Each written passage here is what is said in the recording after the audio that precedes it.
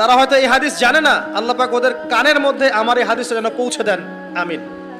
নবী সাল্লাল্লাহু আলাইহি ওয়াসাল্লাম বলেছেন, আমি মেরাজের রাতে যখন গিয়েছি তখন এক শ্রেণীর মানুষকে দেখেছি, ওদেরকে শাস্তি দেয়া হচ্ছে।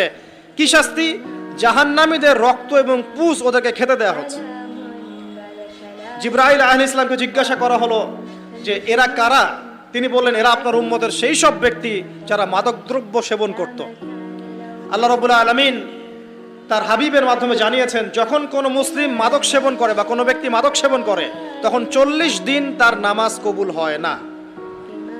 এরপর যদি সে তওবা করে তাহলে আল্লাহ পাক তার তওবা কবুল করবেন ইনশাআল্লাহ।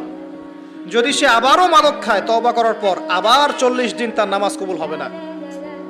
যদি সে আবার তওবা করে আল্লাহ পাক আবার তাকে মাফ করে দিবেন। যদি সে আবারও মাদক খায় আবার 40 দিন তার নামাজ কবুল হবে না। তারপর যদি আবার তওবা করে আবার আল্লাহ তাকে মাফ করে দিবেন। এরপরেও যদি সে আবার মাদক দ্রব্য সেবন করে, নবী সাল্লাল্লাহু আলাইহি ওয়াসাল্লাম বলছেন তাকে আল্লাহ রাব্বুল আলামিন পরকালে মৃত্যুর পরে তিনাতুল খাবাল পান করাবেন। তিনাতুল খাবাল। জিজ্ঞাসা করা হলো, ইয়া রাসূলুল্লাহ, তিনাতুল খাবাল কি জিনিস? নবী সাল্লাল্লাহু আলাইহি ওয়াসাল্লাম উত্তর দিচ্ছেন, এটা হচ্ছে জাহান্নামীদের রক্ত, মাংস, এগুলো পুড়ে পচে যে রসটা বের হবে, এটা হচ্ছে তিনাতুল খাবাল।